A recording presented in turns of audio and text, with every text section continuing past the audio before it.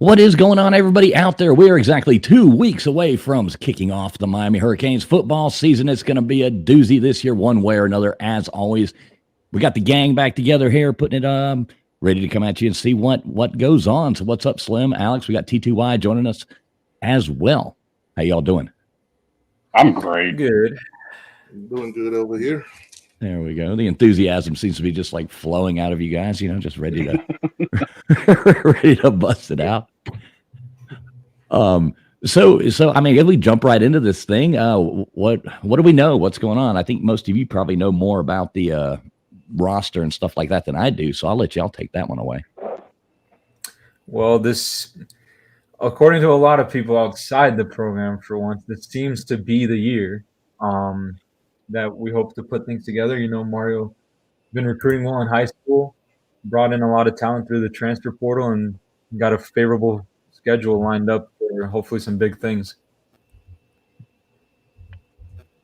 Yeah, and one thing that I've noticed too, everybody wants to focus on Cam Ward. I think even the bigger story of what he did is going and getting a guy like Damian Martinez, because the guys that left out of the running back room, that left a big hole. But going and getting a guy like Martinez, and of course, Fletcher getting back on schedule as far as being able to rehab, Cam Ward doesn't have to play hero ball.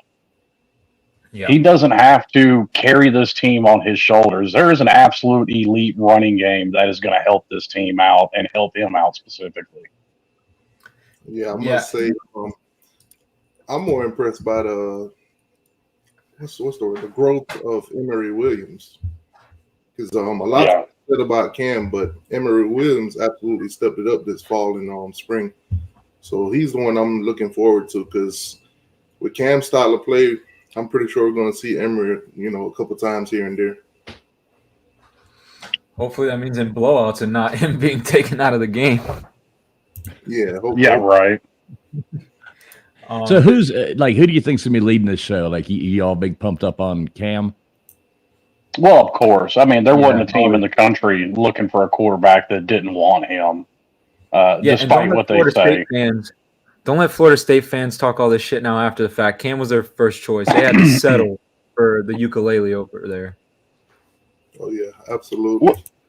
Well, and I like Cam Ward said it on a podcast that he was on that I watched, and I think it's kind of a testament to Mario. According to him, he actually didn't have intention to go to the NFL. He threw his name in the draft to see who would just move on from him, basically, and see who would stay in contact with him. And Mario was the one guy that didn't move on. Right. Yeah. Yeah, I think that's a big pickup. I mean, it's way better than what we had last year, I think. So, we might do a little, like you said, I think he went colorblind about halfway through the season, just started throwing it to everybody else. Yeah, I mean, it was a 7-5 season last year, but it was like the worst kind of 7-5 where you were in every game, and it was just these stupid mistakes and decisions that cost you. Like the Georgia Tech game is the first one that comes to mind, but North Carolina, we were up 3.5, but then you have a play where Henry Parrish fumbles on the 1-yard line, and you come out in the second half, and Tyler throws a pick in his own territory. It was just stuff like that kept shooting us in the foot. So hopefully now with like a better roster and a second year under the system, we can do a lot better than freaking 7-5. Oh, definitely. And so not to mention, you got a freshman starting against Clemson and going out there and getting a win, but then get hurts against Florida State, and then TVD comes in and whoop-de-doo. Game's over. Yeah. And I tend to agree with your take towards the end of the season, T2Y, that I think he was trying so hard to recapture what he did in 21 that he was trying to force too much in there. Yep. And I think it's kind of evident that he's still doing it because, speak of the devil, even though Luke Fickell wants to talk trash to Mario about him, Tyler can't lock up the starting job at Wisconsin. Well, they did give it to him. They announced that this week, so we'll see. Finally? We'll see how long that lasts. Which, by the way, I take what Luke Fickell says about Mario and Tyler with a grain of salt. Because this is a guy that just hired Alex Grinch as his defensive coordinator, as if we haven't seen what he's done at USC and Oklahoma for the past 5 years. Oh, wow. Yeah, I predict Tyler will be out of that Alabama game by start of the third quarter. Well, Alabama run a couple zones, that'll be it. Oh my God, it's a too high safety look. What do I do? Restrepo, where are you? The only saving grace he might have is that team's probably not going to be anywhere near the defense it was with Nick Saban, obviously. Yeah. Yeah, I'm curious to see how they do this year without Nick Saban. That's going to be a big change, I think. But it may not. They might just keep flowing right like they are. Right? There's no telling, My take on that, I look at it, not saying it's going to happen that way, but kind of like Larry Coker. I want to see where he is year 4. When Saban's guys are gone, how well is he recruiting? Is he able to keep the ball rolling? Because we saw it ourselves. Butch left, and but to my point, Larry Coker did really good at the beginning. Yeah, no, I mean, we're recruiting, at least for now. Like, we can just judge him for what he's been doing now. He has the number 2 class, and he has something like 5 stars or something. So it's off to a good start. I think it'll be okay. I think they'll do okay. Caleb DeBoer has done very good everywhere he's gone. Like, he's a very good head coach. I don't think he'll. It's not like Larry Coker, where Larry Coker was never a head coach and you just got handed the greatest team of all time, and they just slowly got worse every single year. Yeah. Like Caleb DeBoer's been there and done that. I kind of need him to beat Georgia. That's the only team. That's the only team I think of that could possibly beat Georgia on that schedule. So, kind of need him to continue that tradition that Nick Saban had going on. Don't need, Kirby getting too big-headed. Yeah, I mean, I saw the stat. They put it out a few days ago. The last team that Georgia lost to that wasn't a Nick Saban team was the Florida Gators in 2020. Yeah. Yep. Good old damn mother. Like that's just insane. Like, no one else has been able to beat them except one guy. And so many people have come so close, but it's just, they always end up pulling it out right there at the end. It's almost aggravating. Right. Black magic. I know. Unless you want to throw Dabo in there. Well, yeah, Dabo's done pretty, and Urban Meyer has a winning record against Saban too. Yeah, but I think Dabo's 2-2. They play four times in the national championship. Wow, that's crazy. Well, they were all in the playoffs. I think 2 of them were in the national championship, maybe 3. I know one of them was a semifinal game. Yeah, it was 2015 national title, 16 national title. In 17, they played in like the Peach Bowl or something in the first round, and then in 18 they played in the national title. Yeah, I knew it was Kelly Bryant year was one I knew of was a semifinal game. Yeah, that was the year that Alabama lost to like Auburn in the last week, and they didn't even make the SEC championship game.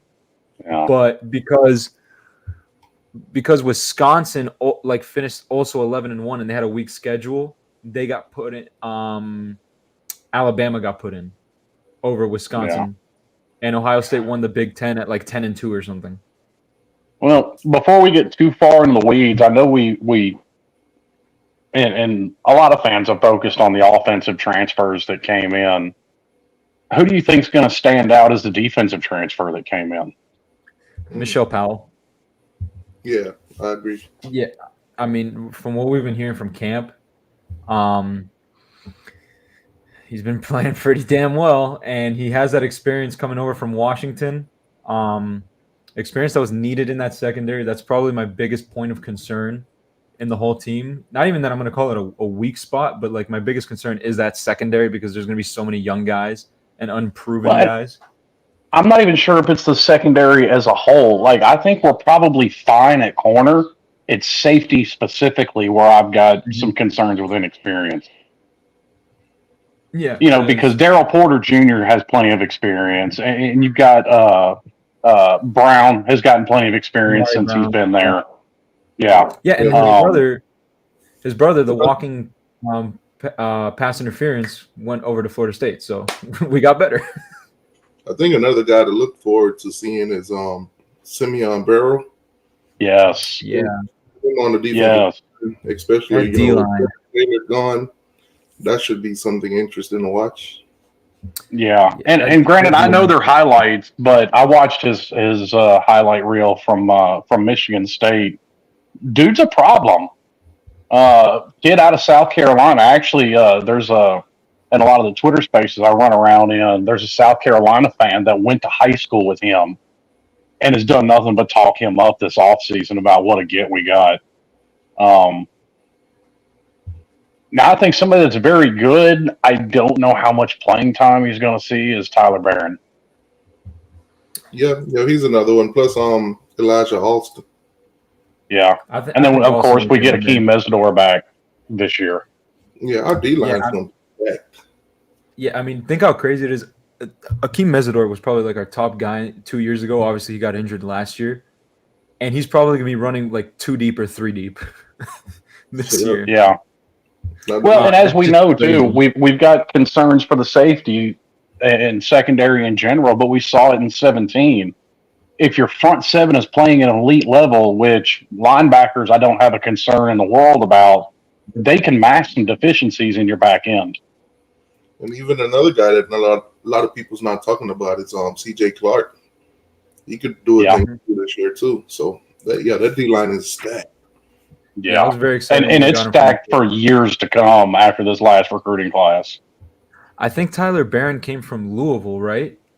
No, Michigan State. No, that was Simeon Barrow that came from Michigan State. Tyler Barron. Tyler Barron was at Louisville for 5 minutes. No. Tyler Barron came from Tennessee. Yeah. Oh, okay. All right. Yeah, he was one. He transferred to Tennessee in like January during the first from Tennessee to Louisville during the first portal open period of the portal, and then transferred from Louisville to Miami during the second. So yeah. Yeah, not to mention we got a whole plethora of incoming freshmen that's already trying to make an impact right now. I've heard Justin Scott's looking real damn good. Yeah, him I heard of. I really want to see how they're going to develop Artavius Jones though, because that dude's a grown man already. But I think he's more of a next year kind of guy. Yeah, I've heard a lot of people talking up, especially after they got in there, Jordan Lyle and of course JoJo Trader. From the spring all through the summer. Yep. Yeah, I've heard nothing but good things about JoJo Trader. Yeah, but the receiver that's been like getting them a lot of spotlight is Sam Brown. Mm-hmm. Yeah, Sam Brown and Isaiah Horton. From what I'm hearing, Isaiah Horton is out there giving it his all. He's trying to earn that third receiver because it's obviously going to be Restrepo and George. Yeah, I feel like we're gonna have the top receiver group in the ACC this year. When you pair it with Cam Ward and what he's able to do, because this is going to be the first time Cam Ward has an actual like functioning offensive line, and he's not running for his life back there. Yeah, which is the cause of most of his, not all, but most of his fumble problems. He does have to quit carrying that ball like a loaf of bread. Yeah. And Restrepo, too, he's so consistent and so good that we haven't really been hearing much about him, during this spring and during this fall, but then Kane's camp come out and you see him catching wild catches all over the place. And I'm like, oh, that's why we ain't been hearing about him. He's just doing this thing and it's normal now. Yeah, I think that's going to be exciting to see Cam Ward and Restrepo work together. I think that's going to be that's going to be fun to watch. I mean, Restrepo's a guy last year who got 1,000 yards with almost a carousel at quarterback. I mean, that's everything you need to know about that guy. And Jacoby George, too, he had damn near 1,000 yards. I think he had like 800 something. Well, and here's my problem with George. I see any of that mess that I saw in the bowl game and Mario not sit him on the bench, I'm going to have a problem. Or the Louisville game, at the end of the Louisville game, too. Yeah. He's got a bad habit. He will let corners get under his skin, and he'll start picking up penalties. Yeah. And he's got to learn to shake that off. People take advantage of that because we know they're quick to throw the flag on us. Hopefully he get out of that mindset because that could cost you a lot of games, especially close games. And listen, I wouldn't have had a problem with it in the bowl game if Mario would have pulled him out and sat him.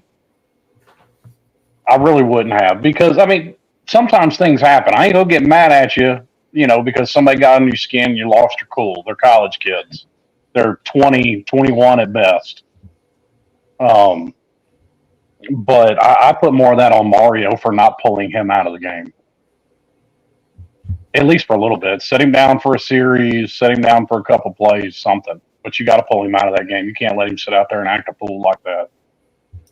Yeah. The guy that I'm looking forward to also, but he's not a new incoming guy or anything like that, is Wesley Bassett, because they've been giving him a lot of praise, and I've been seeing, certain highlights and things like that. People talking, within the program about how good he's looking and how he's stepping up. So now I really want to see it on the field, because if that's the case, him and Kiko could possibly be one of the best duos in college. Yeah, I think those two are going to be your constant. I think that third linebacker is what's going to shift depending on what kind of defensive formation they're running, because Guidry likes to run a star like most people, that outside backer safety hybrid. But he'll also do what Manny's done. If he's got the guy to do it, he'll have that outside backer D-end hybrid. And I think that's where you'll see guys come in and out, like a Washington may come in to be that safety outside backer hybrid. And I could see Tyler Barron coming in as that end outside backer hybrid. And to kind of suck it to the Gators a little bit, Malik Bryant and Adarius Hayes. Adarius Hayes just came in this year. He's already looking for, they was clowning about, how Mario basically told him that he could be the next Ray Lewis. All of them's laughing and kicking, but he's been doing pretty well. He's making a name for himself already as a freshman. So not saying you're going to see him, out there getting 100 reps, but you definitely going to see him this year. Hey, he's going to be better than anything else they brought in. That recruiting class is trash outside of McCray and Lagway, which Lagway going to be gone there in 2 years after he sees how garbage that O-line is. He's not going to want to die behind that. I'll give him Miles Graham too. He was a good linebacker. Well, speaking of them, obviously that's the first game, so I've been trying to keep up with their fall camp as well. They've lost one D lineman, probably for the year. And they're starting running back. Their starting running back, he's going to miss somewhere probably between 1 to 4 games. Mm-hmm. Yeah, is what I've heard. He'll probably return against Texas A&M. Yeah, I do not think you're going to miss the majority, if not all, of fall camp and playing the first game. I think that would be dumb. And then I don't know. I don't know the Gators roster like that, but I saw a video out of practice, and I know T2I saw this too. They had a defensive lineman, number 88, decide to get in a fight and shove the D-line coach to the ground. No, don't fall. What's going on in Florida, man? Don't fall for that, Slim. That was okay. So I started that trolling, but they didn't fight. There's a part in the clip where it looks like he was like hitting them. So I was like, "Holy shit! Let me take advantage of this nice trolling moment." I screenshotted it and put it out there and said, basically, breaking news: Billy Napier has lost the locker room. Number 8 is punched the D-line coach. Because when you look at it, it looks like he's standing over him with his hand. Hey, they were talking about it on Florida Space. Well, that's where I heard about it from. After I saw you post it, but I heard them talk about it too. Yeah, T2I spreading propaganda. They all got a kick out of it. Even Stephen Harris, former Florida Gator, he retweeted it and was like, "Oh man, this was a good one. You got me." I saw that. Who was that Florida YouTuber that after they lost a game last year just started crying on stream or whatever? Oh God, High Top Sports. No. That's Gator Breakdown, something like that. Gator Breakdown. That one started crying. Yeah. Oh, he started bawling, dude. Bawling, like literally, like we tried to make it funny. That was sad. Like that was legitimately sad. Dude, yeah. But I'm not saying I feel bad for him. It's absolutely stupid to be crying on stream over a college football team, but whatever. That And that's why we make a point to make fun of every Debbie Downer in our comments section. Listen, I always look forward to that Debbie Downer Awards. We haven't had one so far, right? But we haven't played a game yet. Give it time. I ain't gonna lie. When we win the championship, I'm gonna cry on stream. I'm gonna be crying, singing. That's different. That's different. That's different. Yeah, tears of joy are allowed, but you gotta go outside and strangers and everything. I teared up when the Panthers won the championship this year, but that's different. That's winning a championship, and you haven't seen that in a while, or in that case, ever. But what I was gonna say is that dude that was crying on the stream, he put out a tweet where it was like, wide receivers look great, O-line though, woof, like something like that. Just that the O-line was trash. And all I gotta say is, man, when Hurricane Bane comes to town, he's gonna whoop that ass. I was like, oh man, trouble in paradise. It's bad when the beat reporters are admitting to it. Because they're supposed to show. The whole fan base went at him too. Like, why would you put that out there? Why would you give these guys more ammo to come on here and troll us? Yeah, I had a Florida fan. He tweeted something. I was tweeting some bullshit about a recruiter theirs that he was gonna flip before signing day or something. And then one of them being like, why you got to come out here being all butthurt on Twitter? And then when I went to reply, he blocked me. So, yeah, they're all a bunch of pussies. Yeah, right now they're hyping up their last commit in Hanks. Like, literally, his dad is an alumni, went there, played linebacker. Come on. And Miami was leading for him for a while, but, he's a legacy kid. Yeah. Yeah. It's like Al Blades Jr. It's which you're going to get them, but I'm going to be honest, we haven't had the best track record with legacy players. Ruben Bain. Well, yeah, okay, there's one. Testaverde's kid didn't even see the field. I hated it for him, but Trajan Bandy's career was what Trajan Bandy's career was. Al Blades ended up leaving Alonzo Highsmith's kid. What was his name? Michael Irvin. Michael Irvin's kid too. Yeah, he couldn't stay out of trouble. Highsmith's kid, okay, he ended up swapping it from quarterback to corner, which is kind of weird, but okay. Yeah, a lot of legacy kids don't work out at Miami. A lot of them don't work out, period. Just if I'm being honest, listening to other fan bases talk about it too. Yeah, because they're all hype about Ben Hanks and what's the other guy? Vernon Brown, Varnell Brown, or something like that. Yeah. Well, and we'll see him this year because he's at North Carolina. Max Johnson. He's mid. It's Brad Johnson's son, but it's also Mark Richt's nephew. Yeah. Also, Rec Talk, we're able to put up with them because we just treat them as what they are. They're like an annoying little mosquito that just won't shut the fuck up. And the sooner you accept that, the sooner it'll be easier to live with. Yeah. Well, he's been going at Florida State all off season.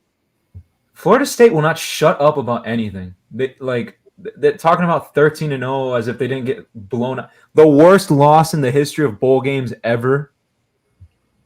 And as if they didn't get worse at every single position, and they're not suing their conference and ESPN and all this stuff. It is the most pathetic group of people on the planet, Florida State fans. I cannot stand them. Yeah, well, and Florida State's kind of had to eat some humble pie there because, as it turns out, nobody but the Big 12 wants them. Yeah. Not only do they want them, they want to give them a 360 deal where we own you. Yeah, so they only half-ass want them. They want them like a redheaded stepchild. They're like, we'll pay your way out and everything like that, but you come over here now you're gonna to get out of here, you're gonna have to pay more. Yeah. So it's like, and oh my God, did y'all see the Feinbaum situation? Yes, bro. Oh yeah. People were talking about how they need to sue Feinbaum now too. Yeah, now they're gonna sue Paul.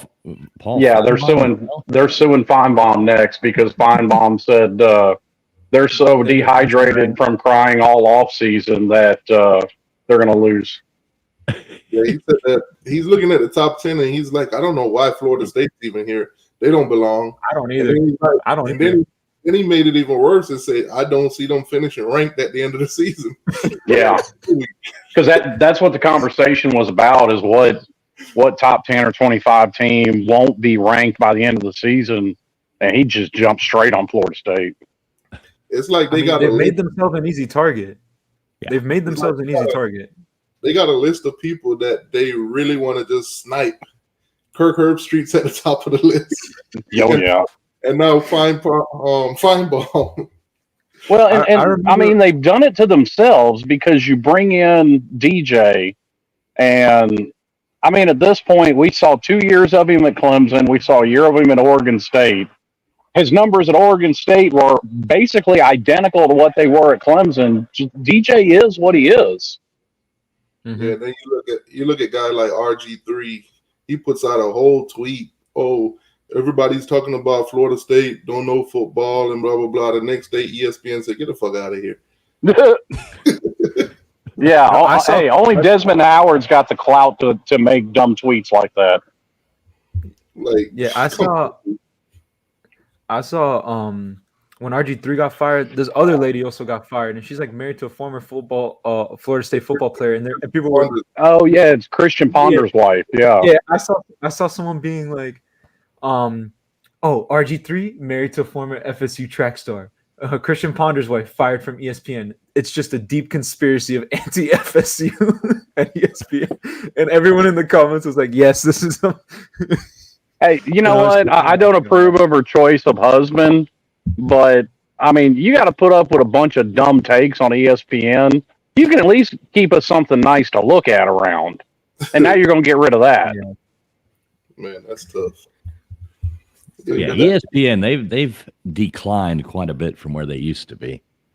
It's just a gimmick now. Like, notice they're just keeping all the gimmicky people on. Like, that's what they're just doing. Stupid. It's like that one lady that does the announcing for like the 2:00 game on Saturday that nobody's watching. You always, but that lady, I forget her name, but she's so annoying to listen to. I hate when it's the game. I always have to mute it. I can't stand listening to her. I know you're talking about. Yeah. That's what FSU fans are doing with Kirk Herbstreit in the new college football game, because I saw someone tweeted like, "Oh, Kirk Herbstreit's announcing on this one, time to mute it," and I'm just like, "Bro, y'all are so fucking petty." Well, you can actually pick your announce crew, so I guess they just permanently don't pick not in Kirk Herbstreit.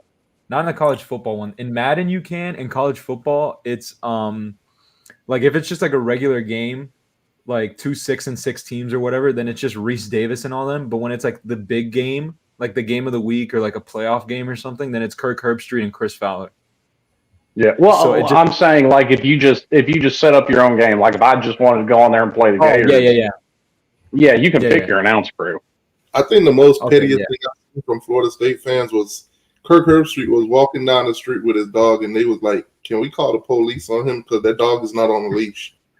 Oh God. Oh my God. I actually saw Chris Fowler on Miami Beach, because they all live down here, and he was biking on Miami Beach and he had stopped, and like I was just like, yo, I'm a big fan, whatever, and like I told him I'm a Miami fan, and he was like, oh, that's cool, and I was like, so how do y'all put up with these Florida State fans? And he just sort of went like, Hey, I just want to say the only silver lining to it is Lee Corso isn't sane enough to see the absolute garbage that fan base has turned into. Oh man. I feel so bad for. Why are they still trotting him out there? Let the man retire. Hey man, are they going to bring him out there? I got no hate for Lee Corso. I don't. No, I don't. I don't hate him. It's just sad. Yeah, it's he's obviously not there. No, that's what I mean. Like, I love Lee Corso. I was going to make a joke about it, but Mark would get mad at me, so I'm going to refrain, Mark. Dude, Lee Corso is a tradition in himself. Like, watching game day without him is not going to be the same. Yeah, and I kind of say the same thing now, even though obviously his mind's there. It's getting real sad to see the shape Mark Richt's getting in on ACC Network. Oh yeah. That's another one. I'm glad he got out of coaching when he did, on his own terms too, and not having to like just keep declining. And then like eventually it's just like fire him or something. Like I'm glad he was able to be like self-conscious enough to be like, I don't have it anymore, and that's totally respectable. Yeah, and he's a good guy. I mean, I've always liked him. Good guy and a good coach. Like that last year was clearly just like he wasn't there anymore. Like by like being in it. Yeah. Yeah, and a lot of people shit on him because he never got Georgia over the hump. And this is just my working theory on it. Because of the type of person Mark Richt is, I don't think that he would do the underhanded, under the table kind of things that Urban Meyer and Nick Saban would do to get ahead. Yeah. Also, Rec Talk, Slim isn't in Iraq. He's just at Bobby Dodd Stadium right now. Oh yeah, you want to see Bobby Dodd Stadium? There you go, Bobby Dodd Stadium. Oh, that's way nicer. Oh God, too funny. Yeah, I'm definitely excited though. I mean, shoot, we'll be watching football next weekend. That's hard to imagine. It's already here. Yeah, I mean, shit out of Florida State. That's the only gripe I've got about week 0 is you got Georgia Tech and Florida State at noon, and then you have like Delaware playing fucking Idaho or whatever at the primetime game. It's like y'all couldn't put something else that week.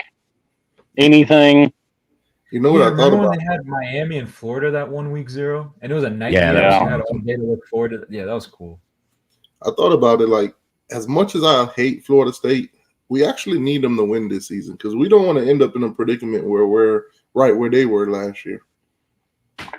Well, here's the thing. Teams, so it should be pretty easy to. Yeah, with 12 teams. Here's the thing. You win the conference. 16, 12. Well, they're going to end up at 16 before long. But you win the conference, you're guaranteed a spot. No, they changed that rule. No, they didn't. Conference winners are guaranteed a spot. They're changing it for the future. They're changing it for the future. Yeah, it's not changed yet. But I mean, here's a question: how do y'all feel about the new 12-team playoff? Because I'm just gonna say I hate it. I'm not a fan. I'm more, and I think a lot of people feel this way. The reason that a lot of people are big time college football fans as opposed to the NFL is because the NFL regular season doesn't exactly mean a whole lot. Yeah. Every game matters in college football. Yeah, I went on Mark's show a few months back, and we were talking about this. And the example I gave him was, look at these last few years, the Ohio State-Michigan game. That game decided who could go to the playoffs and who won the Big Ten East, and that was it. It was all or nothing. Now you could potentially see the scenario where it's like, okay, they play in the last week. Doesn't matter because they're both in for the Big Ten championship. Okay, that's cool. But, they were both 11-0. Let's say the other team that didn't win the first game, now they're both 11-1, right? They could potentially meet a third time in the playoffs. It's like, what are we doing here? They could. I think you have a higher probability of that being Ohio State and Oregon as opposed to Michigan this year. I'm not saying Michigan's going to be bad. Michigan's defense is still going to be absolutely elite. Mm-hmm. But I think it's going to be Ohio State and Oregon. And then everybody else in that conference. I agree with what Hurricane 205 said. I don't think we'd get the shaft like FSU did. We're a much bigger brand. And at the end of the day, that's what really did it in for them last year, because they lost Jordan and now they had the excuse to put the bigger brand and more proven brand of Alabama in the college football playoff.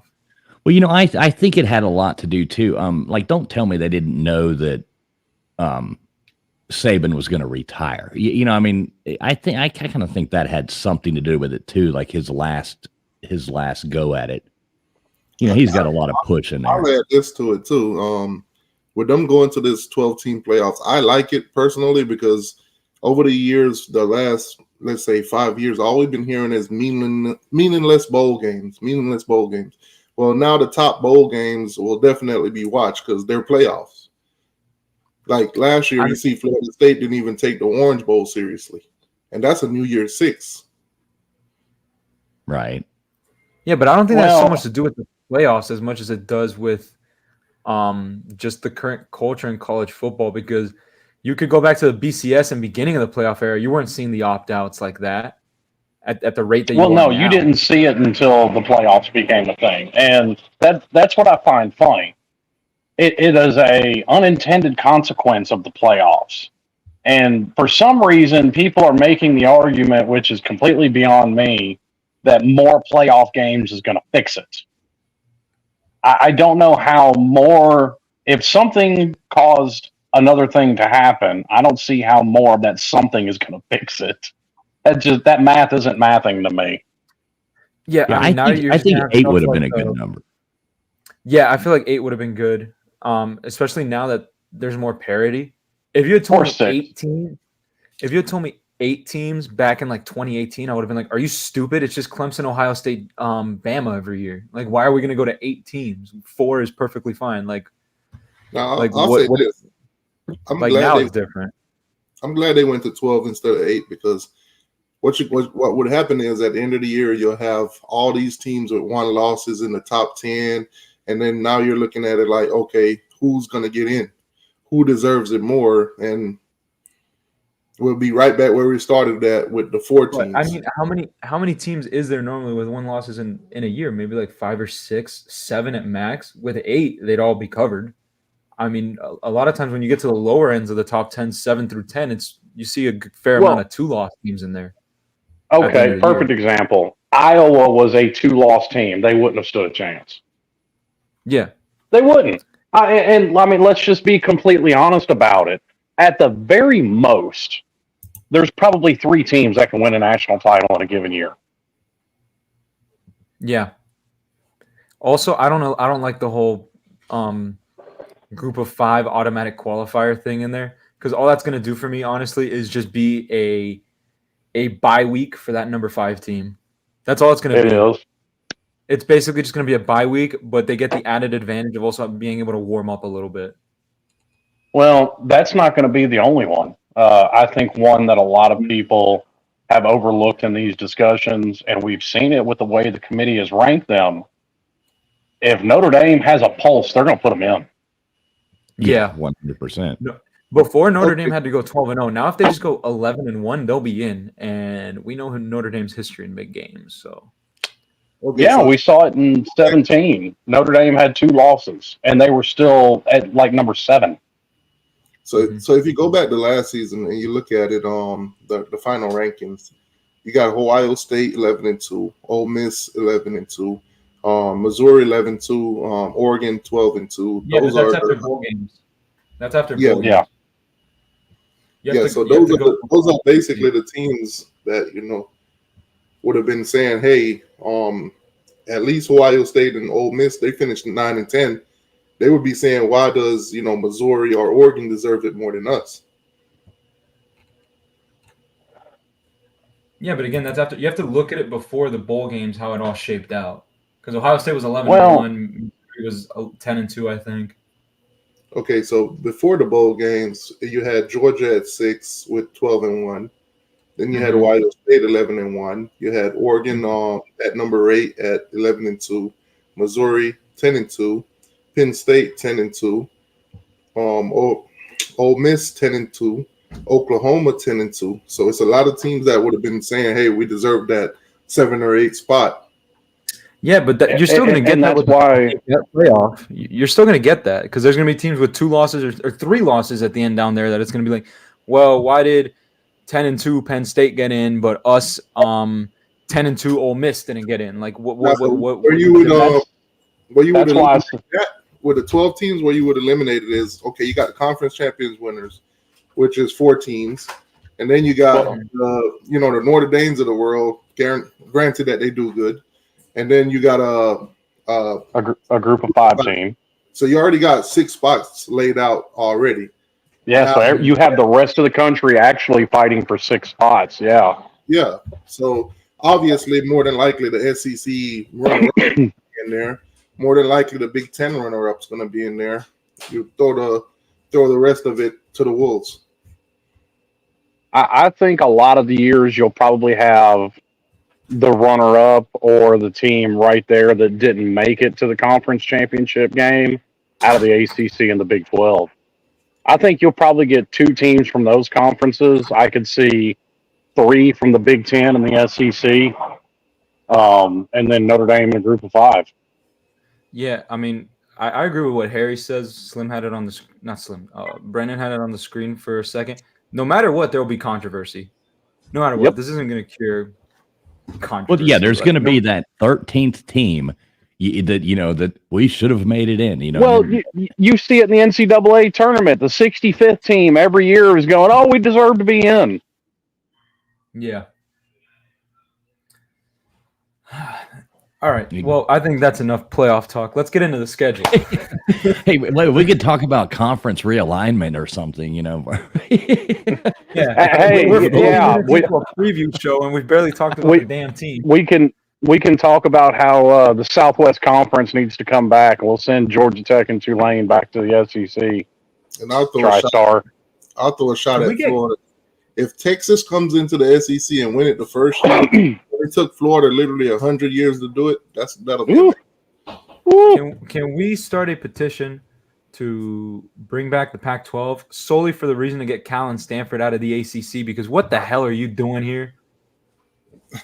Yeah, we'll touch on that here in a minute when we do some predictions. But yeah, that's going to be really weird to play in Cal. It's already weird. They put it on the field and they put the pictures out. It's like new threads or whatever, and it's just like, oh my god. Like, I mean, listen.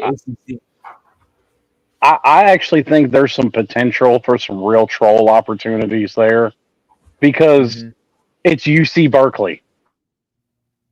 Like, I will be highly disappointed the first time Clemson goes to Cal if Dabo Sweeney does not walk out on that field carrying a cross and just trigger everybody. Holy shit. Yeah, and like 904 Hurricane here. He's saying, what if Oregon wins the Big Ten for the first? That would be awesome. I have them in the Big Ten championship. They very much could. Yeah. I have them in the Big Ten championship for lack of better options. But this isn't a shot at Dan Lanning, but he's getting a whole lot of smoke blown up his ass, and to me, it's very unjustified. Come on now, Bill. Look, we're bad. We're not that bad. Yeah, taking shots. Bad, man. ACC, and I can prove it. I can prove it with facts because I've done this. The ACC is the second best conference in the country. I could tell you this, Slim. If SMU, Stanford, or Cal comes into the ACC and wins it before us, I'm breaking everything in my house. I'm probably going to be right there with you. Especially if it's Lashley with Jalen Knighton and Keyshawn Smith and all them guys from here. Yeah, that would be horrible. Here. Now we're ragging on Cal and Stanford. I actually do like SMU to the conference. Yeah, I like that. Yeah, and I would like it more if they had brought Memphis too. Oh yeah, easy cake. All right,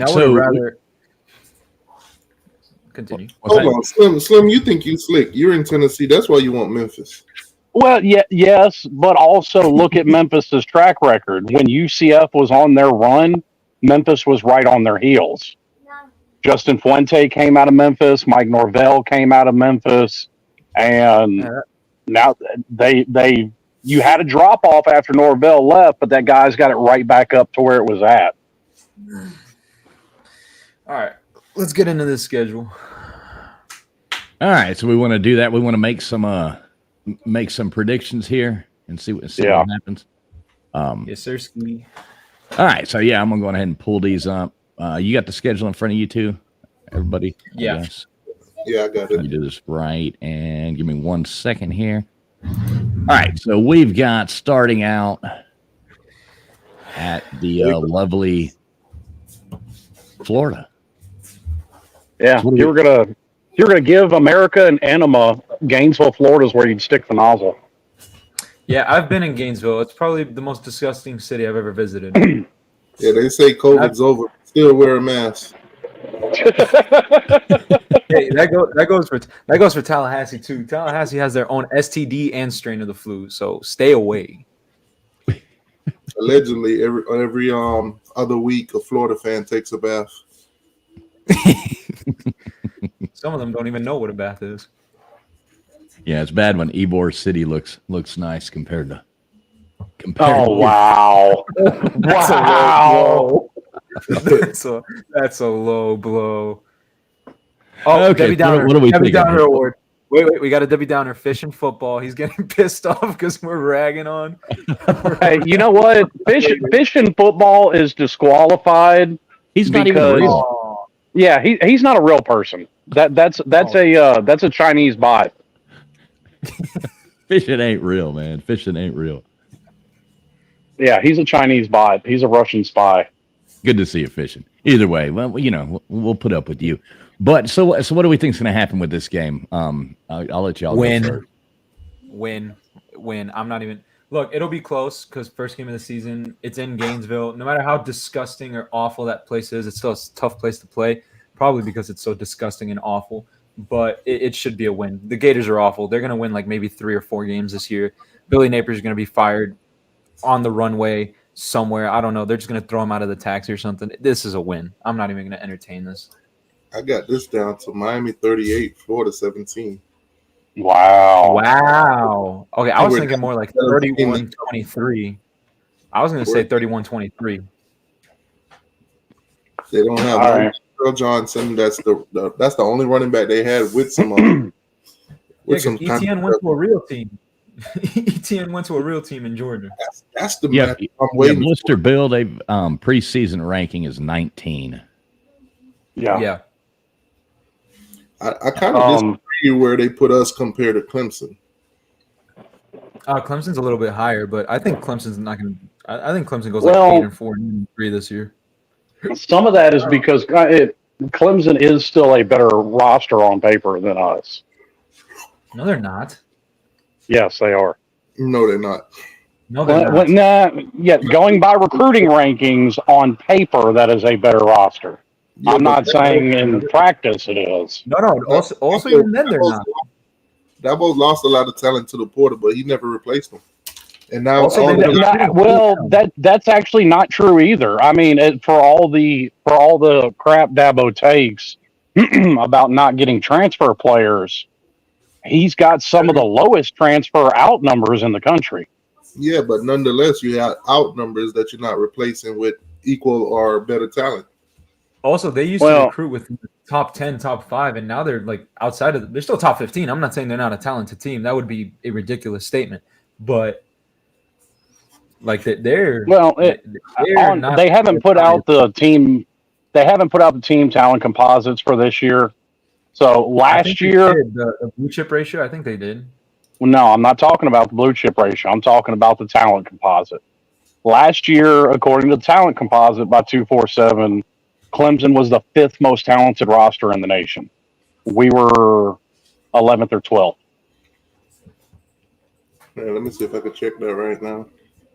So I will say one thing about this game, though. I feel sorry for. I mean, I hate to say this, but I kind of feel sorry for Florida this year. Why? I mean, they have one of the most grueling schedules, and like this. I mean, you can look at their schedule and think. I mean, you'd be lucky to find 5 wins. I mean, that would be amazing if they could pull off 5 wins. Honestly, let me pull it up and we can talk about this. Hold up. Well, and to your point, Fools. It's brutal because it's the Gators with that schedule as well. Yeah. Because they're a bad football. Like, that schedule wouldn't be considered – we wouldn't consider it half as hard if Georgia was playing that schedule. No, but that's a pretty big comparison there. Yeah. Like, I mean, I'm looking at the schedule, honestly, by the Georgia game, they'll probably be shooting Billy Napier into the Gulf of Mexico. I mean, week 1 is a loss. We all agree on that. Samford win. Texas A&M, it's in Gainesville. I'm going to call that one 50-50 just because Mike Elko's so early into his tenure and it's on the road. And for all the shit that Billy Napier's taken, he always pulls out one bullshit win from his ass every fucking year. Well, and he's got a good record in the swamp too.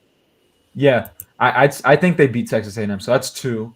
Mississippi State, they're one of the worst teams in the SEC. I think that's a win. UCF at Ben Hill Griffin Stadium, that could be 50. I could say that's a 50-50 game, but I'll give it to UF. Because I'm so low on them and I'm a little higher on UCF. Tennessee loss, Kentucky loss, Georgia's a loss, Texas is a loss, LSU, it's in Gainesville. That's the only advantage you have. Ole Miss is a loss. Let me ask you a question. Did you think Tennessee was a better team than Florida last year? Yeah, but it was in the swamp. This year it's in Knoxville. I don't care. And Tennessee has beat them. Hang on. Tennessee has beat them 3 times in the last 18 years. Yeah. Yeah, not like Roth's saying in here, 5 top 13 teams in November, and that's they're gonna close out bad. Now, I think LSU is way more talented than them, but I'm not high on LSU for this year. And Miami fans shouldn't be either. Yes, Nussmeier is an elite quarterback. Yes, LSU has talent, but obviously their offense is going to take a step back, and then you have Blake Baker running that defense. Not just Blake Baker, but that defense was already terrible last year, and they've done nothing to improve it. Well, they got some guys back. Like you did have, they had a couple of injuries in camp at corner, and then you had that corner that had the brain tumor.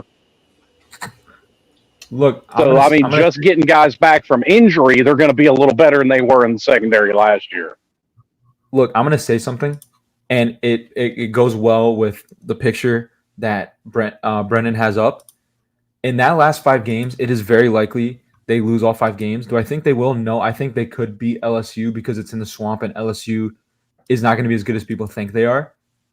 But I have literally seen Florida fans saying that in that last 5 games, they'll go like 3-2 or 4-1, and I'm not joking. Oh, I've been in Twitter Spaces. Florida fans were talking about they deserve a playoff spot if they go 9-3. Florida, I've seen Florida they fans think 9-3 is possible. I've seen Florida fans make serious predictions that they're going to go 8-4 and then beat both us and Florida State. Shut up! Please shut up! Please shut up! Yeah, that's not happening. Well, I mean, as far as our game with Florida, yes, I think we're going to win. No, I don't think it's going to be a blowout. Yeah. I just have to say this, because if Florida makes a bowl game, and I'm saying this live, I will put myself in a brazen bowl. And if you don't know what that is, look it up. Billy Napier deserves Coach of the Year if they make a bowl game. There's a lifetime extension. Listen, I held Florida State to the same standard, so I'd be a hypocrite not to hold Miami to it as well. No matter what you think of the guys we brought in or the talent we have, Cam Ward, Damian Martinez, all these guys have never taken a snap in a Miami uniform. And you can practice all you want. There's no replacement for a game experience. Yep. So I could see this being a 28-17 kind of game. I think it'll be close too, but I think we get the win. I think we'll get it. Yeah. I think it'll be 31-23, and we'll score a touchdown in like the middle of the 4th quarter to make it 31-16, and they'll score some garbage time touchdown to make it look a little better. That's how I think that'll go. But it'll be close all the way through. It'll be kind of like take, for example, the Michigan-Alabama playoff game. Like, yes, the score was close, but you could just tell Michigan was in control of that game at all times. Yeah. I mean, even though that game went to overtime, for God's sake. But no, it didn't. Yeah, it did. It did. Never mind. Yeah. I was like, am I in an alternate universe? Yeah, never mind. Well, listen, that was 8 months ago now. Yeah. All right. So we're all saying that we think Florida's trash and we're going to win that game. So next we have the juggernaut that is Florida Atlantic. Our first win over a Tallahassee school this year. Spoiler: it won't be our last. Yeah, that's Florida A&M, not Florida Atlantic. Oh yeah, I'm sorry, Florida. the mighty Rattlers. Florida, the Rattlers. Florida Atlantic A&M. Memorial University. Yeah, right, exactly. Sorry. Now I was looking at the colors. It always irritates me because they stole our colors too, and it's like.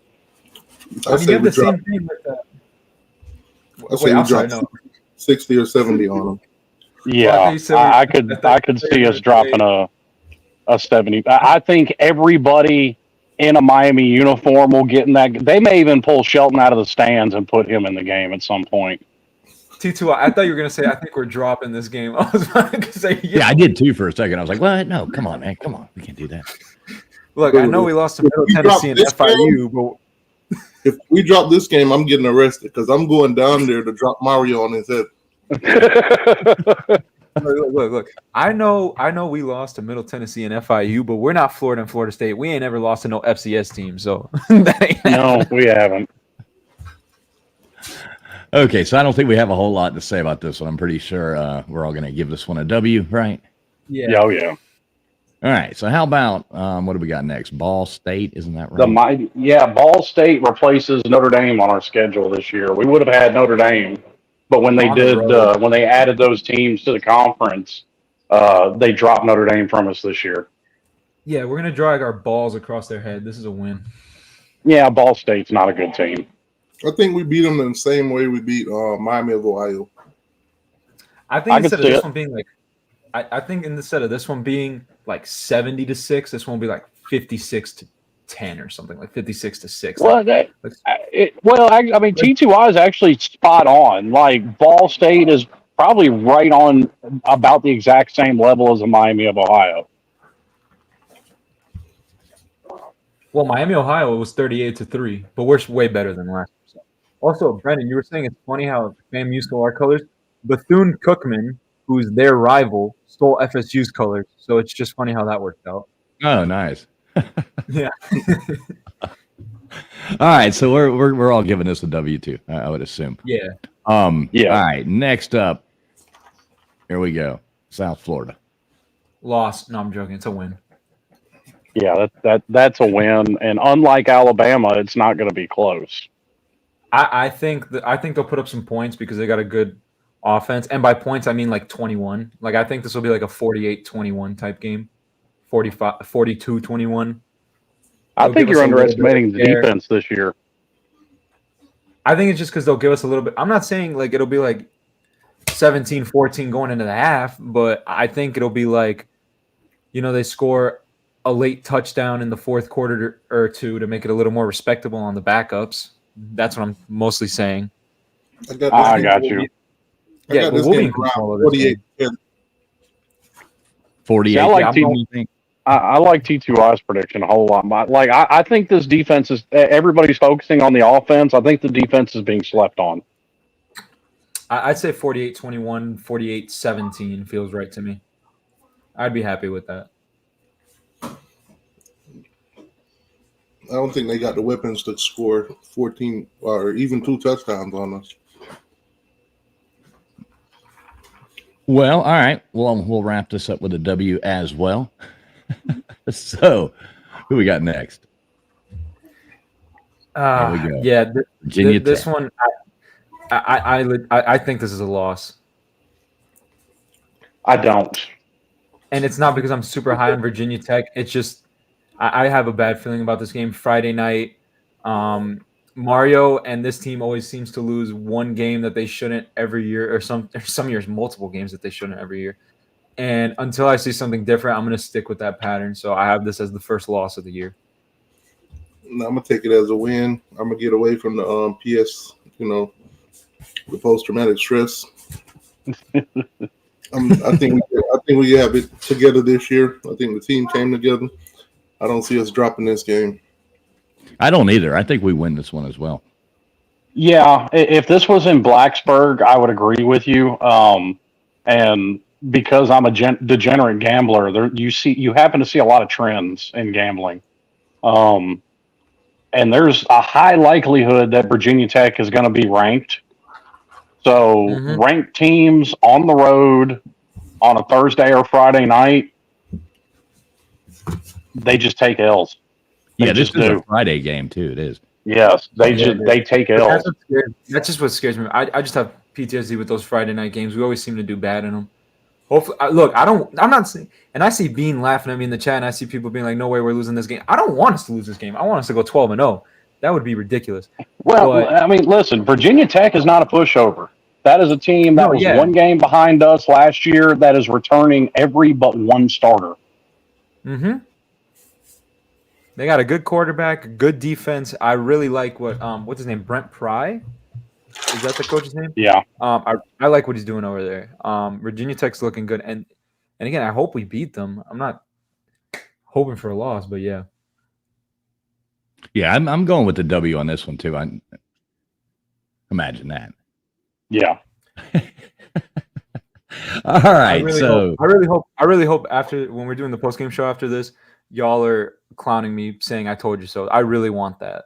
I want to be told I told you so. I don't want to be the one saying it. Well, yeah, I hope so as well. Are you going to this game? You got your season tickets again? This is the first year I don't have season tickets because I'm moving. And you know what? It would be really damn fitting if it's the first year I don't have season tickets and they win 10 fucking games. So we're not going to get to hear your rants leaving the stadium? You're not going to get to hear me die on the way out. You're not going to hear the sirens, the shootings. There's always gunshots going off and stuff. I don't know. You're not going to hear the beautiful landscape that is Miami Gardens. Unfortunately for me, I will be at every home game wearing Florida State gear. Yes, you will. God, I can't believe you made that bet. Oh no! No you have way. To wear, oh no! You have to wear now Florida I had State to. gear. You know what? Yo, T2Y, where do you normally sit? Well, I don't normally sit anywhere. I upgrade my seats, if you know what I mean. Oh. All right, well, you know how you look down at the stadium and you see look at those empty spots over there. I saw you at the Virginia Tech game like 2 years ago. I was like, oh, that's T2Y. Oh man. Like I saw you on TV. And let me know where you're gonna be for that Florida State game because I want to clown you in person about that. That is a stupid fucking bet. I got the same bet for the Gator fans. Oh man, that would be horrible. All right, so now we got the weird one. We're going to be playing in Cal. I've seen a lot of people count this as a loss. I don't see it. Cal's awful. Like, okay, yeah, Cal's a terrible football team. Yeah, and listen, I don't think the travel is going to be as big a deal because I think they're going to normally they travel on a Thursday for an away game. They may travel on even Tuesday, but they'll probably definitely travel on Wednesday. Yeah, and it's not like they're taking a covered wagon or something. I mean, they're gonna charter a flight out there. No, they're not riding a bus. People are acting like they're going to Syria or something, or Gaza. Like, dude, this is just it's Berkeley. Like, oh my God, it's a 3-hour difference. Take a nap. Like, come on. It's not like we're going up to Utah where it's a whole different altitude. Yeah. Hey, by the way, did y'all see we're opening the 27 season with Utah in Vegas? Yep. Oh my God! If we lose that game, the trolling is going to be awful. Dude, no. Some of the luster's already been taken off that game because I saw an interview with Kyle Whittingham, and they were asking him about it right after they announced it, and he's like, "Yeah, well, unfortunately, I probably won't be on the sidelines for that game." Oh. Well, that's so his coach in waiting is the defensive coordinator out there. He's sort of been Mario's kryptonite in his last years at the Pac-12. So, listen, Kyle Whittingham is a great coach. I mean, he's never gotten elite level talent, but he gets 150% out of everything he gets. I'll say this from a fan standpoint: last season we knocked out Miami of Ohio. So they no longer get to call themselves the real Miami. And then we'll knock off the Utes, and then we'll own the U. That's it. That's it. Yeah. Yeah, I think we win. I think we win this one. And 904 Hurricanes is true. Just stop Cal's running back, and we have one of the deepest defensive lines in the country. So I think we'll do okay at that. Yeah. So I think we're fine. So now we got this fun one here. What say y'all? Loss. I got it as a win. I'm counting this as our first loss. It's a classic trap game. It's the second in back-to-back road games, and it's a week before Florida State. And also, what's his name? The coach at Louisville. I'm blanking on it. I know his name. Brom. Jeff Brom. Jeff Brom's a damn good coach, and you saw what he did to our defense, which our defense was really good last year. And he had a garbage quarterback back there, and you saw what he was able to do. He couldn't do it against FSU in the ACC championship, but he's a good coach. FSU was the only team to hold them under 30 all year. I think we'll be a lot more prepared for this game than we're getting credit for, because we do have a staff member that came from over there, so he's very familiar with what they do, especially on the defensive side of the ball. Yeah, but I mean, us against their defense is not a problem. I mean, Tyler Van Dyke. Listen, I already know where T2I is going with this. T2I is going to have us going 12-0. Oh yeah, definitely. Oh my god, definitely. Dude. All right, I only got Florida State as a question mark. That's it. Really? Wow, that's insane. The only question mark on the schedule. This is where the bad rep comes from with Miami fans. Shit like this. T2I loves to troll, man. He does. T2I, I love you. I love you. I love your content. It's nothing but respect. But goddamn, man, you crazy if you think we going 12-0. I got Louisville and Florida State as potential losses, but I see that we could beat both of them unless proven otherwise. And I get that. And listen, we should beat Louisville. We're a more talented football team. I think we're a better coached football team. But like I said, like I explained, this is just a very classic trap game. It's a classic trap game against it, and it's not like we're playing Duke from 2019 where they went like 3-9. You get me? It's a good team. Like, this is a good team. They were in the ACC championship last year, and they've gotten better. And listen, like he said a few minutes ago, I'm gonna come on your show, T2I, and I absolutely hope you'll be able to rub it in and say I told you so. Yeah. Don't even get me started on Duke. If Mario lose that game, oh my fucking god. Listen, we're coming to that. We'll come to that. I'm gonna leave that for that. What do you think of this Louisville game, Brennan? Man, to me it's like a coin toss, I think I have trouble believing that we're going to go 12-0. I would, as much as I would love to, in reality I have trouble. So I'm trying to look for who would be the most likely loss, and I think this is probably it. Now, 904 brings up a good point. We do have a bye week before going to Louisville. So there's a bye week in between Cal and Louisville. And we always do really well after a bye week. Louisville. No, this ain't Manny Diaz no more. This ain't Manny Diaz no more. Wait a minute now. I put that on Manny, and that's when all Tyler's problems started, was after the bye week last year. So for the Louisville game, they already put out the spread, so we're an underdog 1.5. And wow. ESPN's matchup predictor got us losing that game too. Yo, if you go through ESPN's matchup predictor is always stupid as hell. But if you look at that thing, they have us, like, if you were to look at all the games and if they actually happen how they say they will, they have us going 8-4 with losses to Cal, Louisville, FSU, and then and Florida. Well, we covered at the beginning of the show how much of a clown show ESPN has come. So take that with a grain of salt and a shot of penicillin. They have Florida like at a 61% chance of winning or something ridiculous. Florida. Yeah, 57. Yeah, 57. So I'm gonna go on ahead and say we lose this one. All right. So I'm at. Let me see. 1, 2, 3. We'd be 6-1. I'm at 5-2. I'm still undefeated. I like the way you think, T2Y. I like it, man. I mean, I'm right there with you.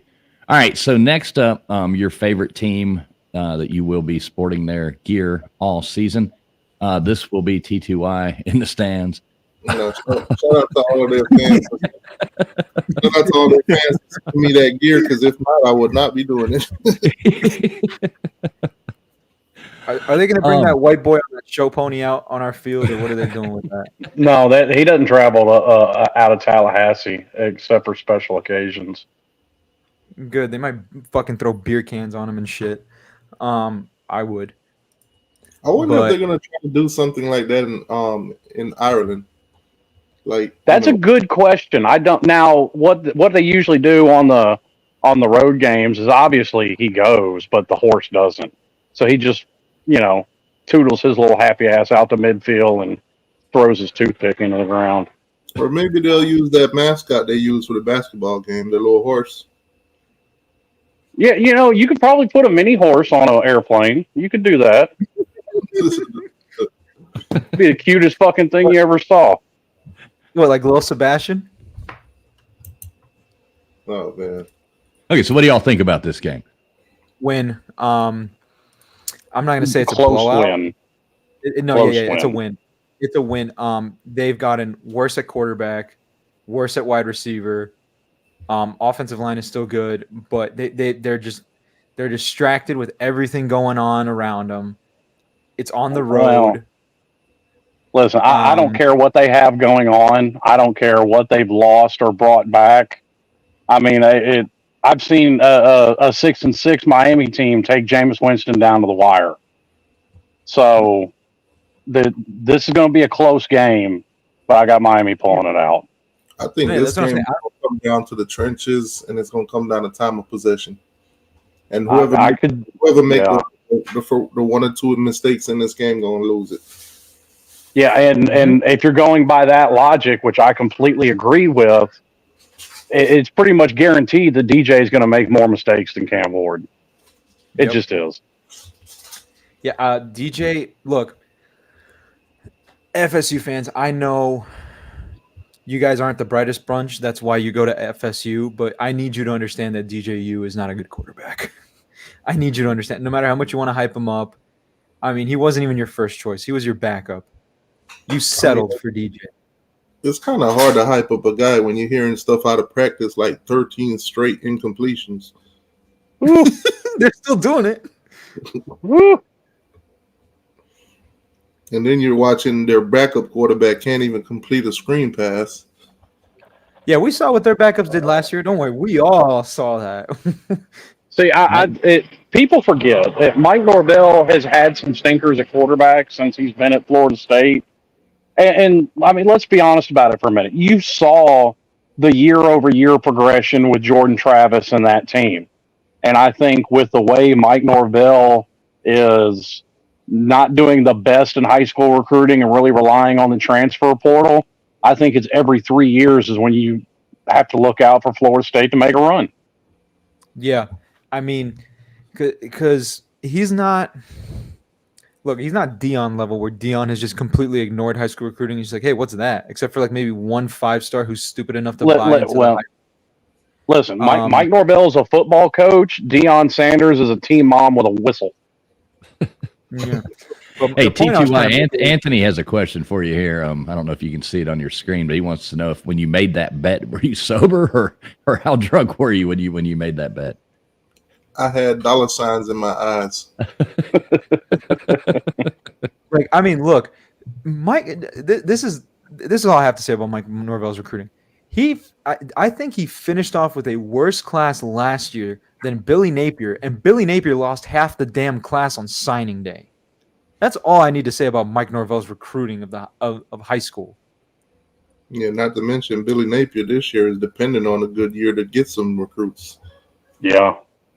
Yeah, aren't they like 38th? I think he needs to be more worried about who's going to recruit him. Oh, speaking of commitment, I think Bryce Fitzgerald was supposed to have made his decision at 9:00. Damn, I forgot about it. Should be a hurricane. Should be. That's where we were standing. Well, and listen, there's a couple guys out there that are like LSU's just keeping DJ Pickett warm for us until signing day. Did he commit? It was supposed to be today at 9:00. So I don't know. I'm trying to look it up too right now. I don't see it. Maybe somebody in the chat knows. See, I think we get the win. What did you go with? I don't think he's announced yet. I haven't seen anything. No one's put out any. I don't think he's announced, even though he was supposed to announce. posted online earlier that he was making his decision tonight at 9:00. Yeah, I saw it was going to be a 9, and I know we're 40 minutes past that, but none of the reporters have put out anything where it's like either yes or no. Like Gabby would have put out whether he committed to, like, just for example, FSU or something. Yeah, Workforce says it there. He hasn't announced it. Okay, if we could just ask chat to do us a favor and let us know when he announces, that'd be great. Thank you. Almighty Finn, I think I need you to go review some film, and you would see what a ridiculous statement that is. Cam Ward doesn't turn over the ball at a high clip. He had 7 interceptions. He had fumbles, but go look at why those fumbles happened. He had a bad offensive line at Missouri at Washington State. He's going to have a top 5 offensive line in the nation at Miami. Also, what man? The man got left out of the college football playoff because no one likes you. You've had 2 good years with a bunch of hired guns from the transfer portal. You're a sad, sad school, and people use you up. Keon Coleman doesn't even claim you. Also, Keon Coleman's trash. Shut up about being. Oh, you mean sometimes Coleman? Because sometimes he's going to show up. Yeah, Keon Coleman got shut down by a fucking freshman last year. Well, he had several games like that. Boston College, he had no numbers. Clemson, he had no numbers. Miami, he had no numbers. The list goes on. Keon Coleman is like Justin Fields. Okay, he'll have a few highlights that get posted on ESPN, and everyone hypes him up when really he's just a jump ball merchant. That's it. I actually don't agree with that. I think that's more of a Bears problem than it is a Fields problem. No, but I mean how Justin Fields was like, people would hype him up like, oh my God, he's so great because he would make a few highlight plays, but he really wasn't that great when he was playing there. Yeah, but the Bears are also garbage. But we'll get into that another day. Yes, I have us beating Florida State in a close game. I mean, it's always. I think it's gonna be a 1-score game. Yeah, Raph, notice how he did that with a punt return. He never did anything actually in the passing game. Anyways, right. So who y'all taking on this one? Slim says Miami. Miami. I say Miami. T2Y. I know you're going with Miami. T2Y. Yeah. So it's unanimous. We've all got Miami. There's no L's in 12-0. All right. I got you. So next up, we've got these goofy blue people. The Cuban Bowl.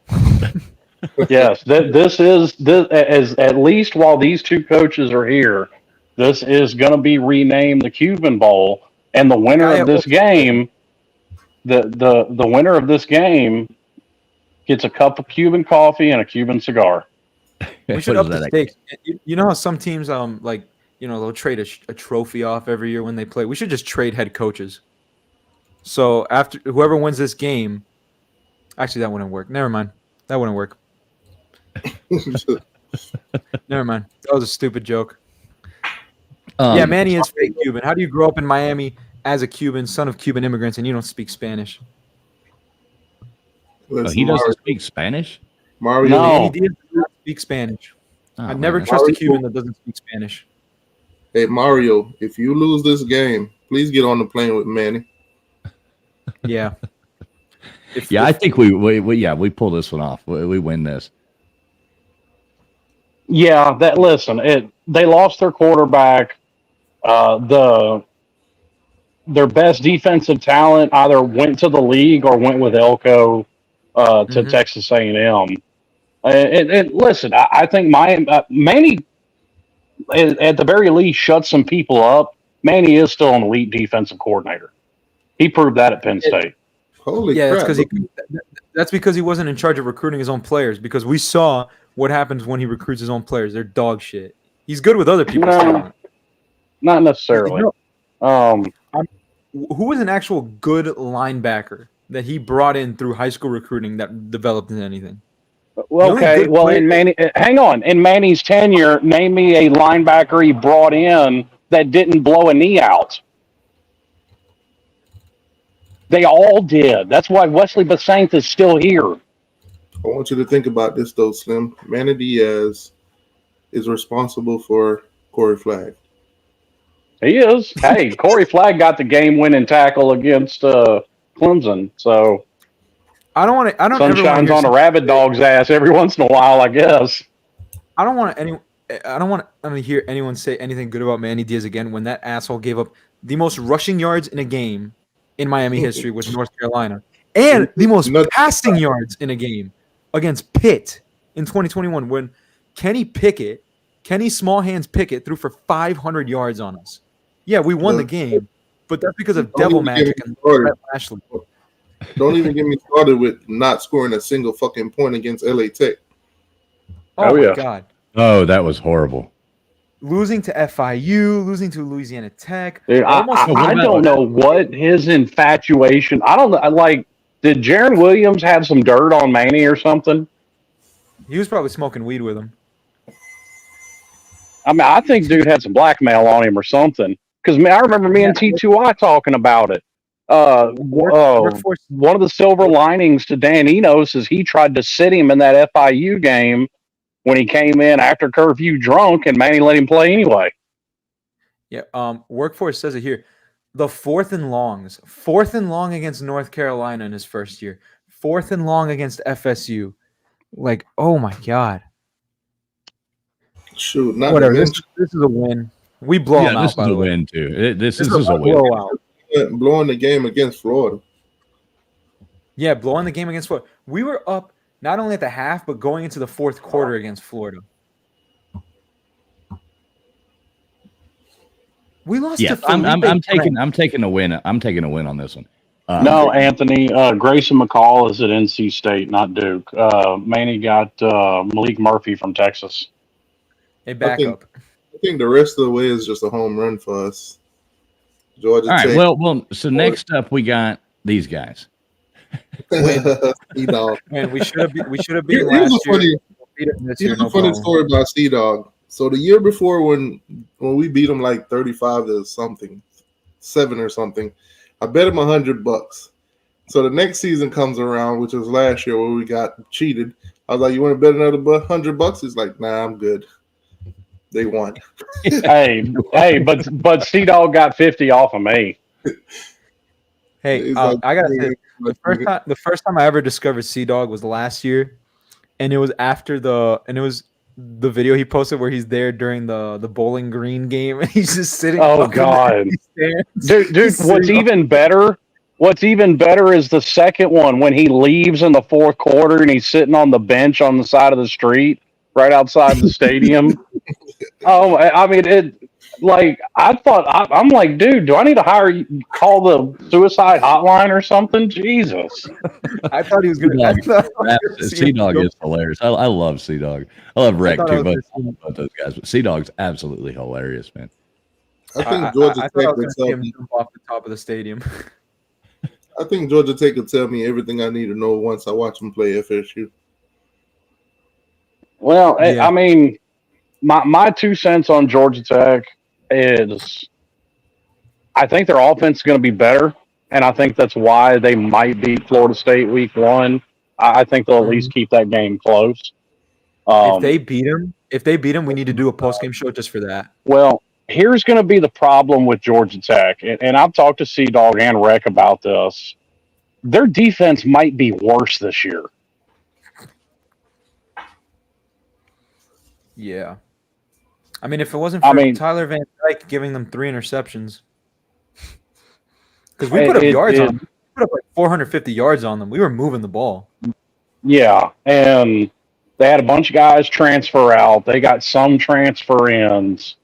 They went through 2 DCs last year. Well, they got another one in the offseason, so they're on their 3rd defensive coordinator in Brent's 2nd season. that doesn't bode well. So I mean, really, this game, even if Georgia Tech has a very good offense, fine. Which defense would you be willing to put money down gets a couple of stops? Yeah, of course. Also, Miami. Hoghead, we got cheated. Yes, Mario is a fucking moron for not taking the knee, but also Don Chaney was clearly down. Don't listen to Hoghead. He's a Tennessee fan. Don't even get me started on that fucking dumpster fire. I never should have addressed him. I'm sorry. You're right. I didn't know. If I had known, I wouldn't have even addressed the comment. That's like addressing a TSU fan seriously or a Florida fan seriously. Like the real UT is in Austin, Texas, by the way. Yeah, did you see that petty ass shit that the SEC did? Where in the official like synonym listing, like not synonym, but like abbreviation listings, they have like Texas as like U Texas and then Tennessee as UT. Oh wow. Yeah, it's stupid. It's like when you say UT, you think of Texas. You don't think of Tennessee. I can't wait to watch Texas get the horns down in the SEC now. And then we'll try to whine about that because that's no mercy SEC, man. It's just it's gonna be fun. Yeah, but listen, I think it's gonna be funny. But you saw what happened when Georgia did that. Fucking Bebo almost turned Uga into a shish kebab. That's Mia's favorite video. She loves that video. That bull was trying to eat that little dog. Right. You talk about somebody whose expectations is dropping as days in camp go by. They've already lost 2 running backs for the season.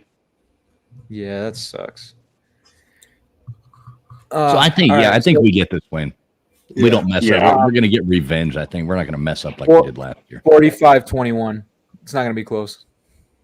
I could see them. This is one where I could see their offense putting up some points. I could see them getting into the 20s, yeah. But their defense that can't stop a runny nose. I think we're just going to smack them clean. We should get Sea-Dog. We should get Sea-Dog on the stream after this game, especially if we beat them. I think we beat them something like 48-7. Oh wow, 70-12. Hey, I hope you're right. I really hope you're right. And listen, I think some people are sleeping on our defense. I do. Yeah, I think our D is going to be a lot better. Week 1 will tell me everything I need to know about our defense. Mm-hmm. I've already been telling people that we got a top 5 defense, and I'm sticking to it. All right. Well, moving along here, we have Wake Forest, the Demon Deacons. When we're done with them, they're going to be like angels. Yeah, I mean, listen, I like Dave Clawson. I put Dave Clawson in the same breath as like a Kyle Whittingham. I mean, he takes these guys nobody else wants, and he gets something out of them. Bryce Fitzgerald committed. He's a Hurricane. Oh, right. Okay. Yeah. We got him. Drop now. Yep. Yeah, okay. He caused a little drama early. He posted a picture with the Florida Gators stuff on. Yeah, I saw that, and that's the same trolling as that's the same trolling like Jeremiah Smith did last year. I'm like, yeah, and then the Florida State. You know what? Listen, though, I believe Jeremiah when he says he really didn't make his decision until he got on that stage. Oh no, I don't mean like that. Because Jeremiah, I remember like a week before his commitment, he posted something with like a Miami Hurricanes balloon behind him on Twitter, and it was just that picture. And then there was another DJ Pickett did something too, where like the day before he committed, he posted something with the Miami Hurricanes, and everyone was like, yeah, we've seen this before. We know how this will go. He's not coming here. Listen, listen. I've already heard. I've got a source or two running around out there. I've heard that. DJ Pickett's just being kept warm by LSU for the time being. Hey, don't tell me you got official now, Slim. You got sources and shit now. I haven't. I got me a source or two. Hey, Big Barney Ross, appreciate you, brother. Much appreciated on the $5 super chat there. He says, when you tell your girl to shave her baby maker and you wake up bald, Mark Stoops. Appreciate you, Big Barney Ross. Oh. You know what? If you're a person out there on the internet with a problem with Big Barney Ross, you're the problem. Exactly. I love Big Barney Ross. He's hilarious, man. So do you give Wake Forest any chance in this game? No, I really don't. It's a win. Their roster's not good, and it doesn't speak on Dave Clawson. I mean, what is he supposed to do at Wake Forest, man? So yeah, that's a win. All right. Well, now we've last got game of the year, the Big Orange. I really like the coach they hired. I'm blanking on his name right now. I think he'll do good things in the future, but not this year. This will be a win. Okay. I've got Miami doing Miami things. I've got these players getting a big head, being highly ranked at the end of the year, and dropping a game to a bad Syracuse team. That's good. That I say bad Syracuse team. Their record's not going to indicate that because their record is a cakewalk. Yeah. Get the hell out of here. Get the hell out of here. I don't fucking know. We is not going out like that. Yeah. So yeah, I have us 10-2. Slim does, but a lot bleaker 10-2. Jesus, I would not be feeling good about 10-2 if we lost the last game of the year. I at least have us ending on a 5-game win streak. Listen, I still have us going to the ACC championship, obviously, at 10-2. I have us in the ACC championship against Louisville, actually. If we win game and we lose Louisville, we ain't going to no goddamn ACC championship. Yeah, we will. No. I have Florida State 9-3 with 2 losses. Clemson 9-3. Florida State and Clemson. No, it's going to be us and Clemson more than likely. I think it's us and Louisville. I think Clemson. Let me see their schedule. I forgot who I had them losing to. See, I think Louisville as well, and that's why I would much rather. It's hard to beat a team twice. I would rather lose to them, in mid-season and then come back and win. Like either way, I think whoever wins the one, the other team will win the other. I think it's going to be a good match. That being said, fools, I have seen Miami beat a team twice, and I'll never let them forget this because the year before we joined the ACC, our last year in the Big East, we beat Florida State during the regular season, and then we matched up with Florida State in the Orange Bowl, and they took a double L. Yeah, I mean it does happen, but you know what I'm getting at. Isn't that very hard to do? Isn't that the game Vince Wilfork killed somebody? I think that's the game. I got a fun fact for you. Miami is the only team to beat both of their rivals in a bowl game in the same calendar year. Yep. Because we played Florida the very next year in the Peach Bowl, I think it was, and beat them. Yeah, in late December. Right on the 31st. Yeah. Because that was the one where Florida tried to tie it up. This was early in the game. Florida tried to tie it up, and Devin Hester picked up his own block kick and ran it back. God, remember when we had players like Devin Hester? I can't because I was a year old, but you can. Dude, I'm looking for Callan Winslow. Brendan, from what you got? Brendan, what do you think of this game? Because I have 10-2. Okay. We win. We end up 11-1. All right, so 11-1, 2 10-2s, and then T2Y with 12. The lofty 12-0. That is the official predictions of everyone on the panel. Yeah, and I hope T2Y is correct. Yeah, no, I do too. I want T2Y after the last game of the season. If we're 12-0, I want you to come on here dancing, shirtless, just telling us y'all were wrong, 12-0, motherfucker. That would be a punishment. I want to see that as well. That would be a punishment for the fans. They don't want to see me dance with my shirt off. If we go 12-0, they'll take it. If it means they'll take anything. If it means us going 12-0, they will do whatever. Knowing these people. Yeah, that's one of those $20 is $20 kind of things right there, Hey, right?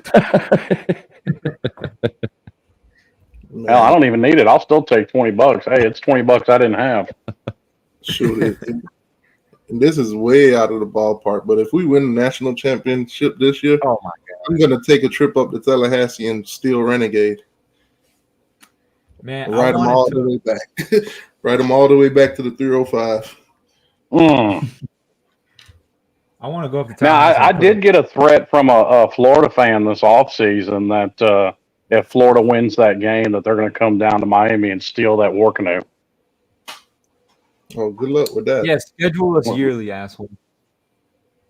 Put us back on the schedule. Then maybe we'll talk. Now, see, one thing I really like about our schedule this year is we don't have North Carolina. Yeah. Because they've always been this thorn in our side. It's so annoying. I actually don't like that this year because I think going through their roster, going through their schedule, I think North Carolina is in for a terrible year. And I think this is going to be Mac Brown's retirement tour. Brendan, you want to know something funny? Today I was playing my Dynasty on the new college football game, and I'm into like year 5. I've won 2 national championships with Miami, all this stuff. We're number 1 in the country. Who the fuck did we lose to at home but North Carolina? Even in the game. They really have, man. They've just been that thorn in our side literally since we joined the conference. My quarterback had thrown only 1 pick on the year. He threw 5 interceptions that game. Dude, in my Dynasty game. Because that second season, you don't have Cam Ward, you don't have Damian, you don't have a couple of those players. The whole offense is totally different.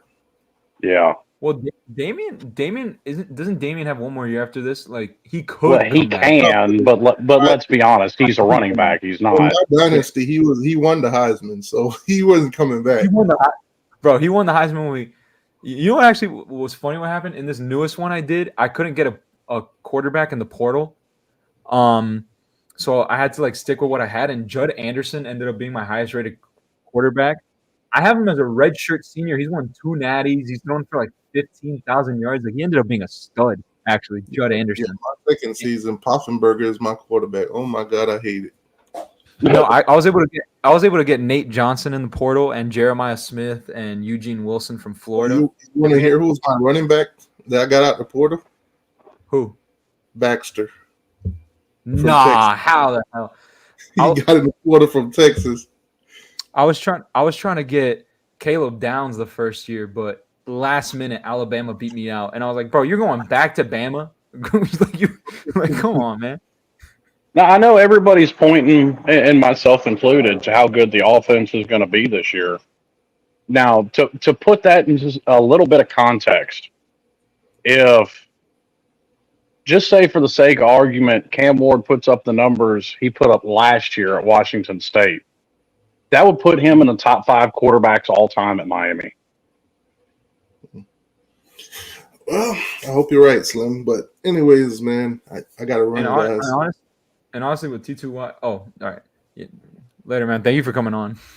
No problem. Yeah, dude, I appreciate it. T2Y, appreciate you coming on here, man. I'm gonna drop your link in here in the chat just in case nobody. If you're not subbed up to T2Y, you definitely. What are you doing with your life if you're not? So let me drop that one in here. If you're not following T2Y on Twitter, then what are you really doing with your life? Because that's probably one of the right. Yeah, T2Y. Tell everybody what you do. Put out your @ on Twitter or whatever. Tell everybody out there listening so they can make sure to sub you up.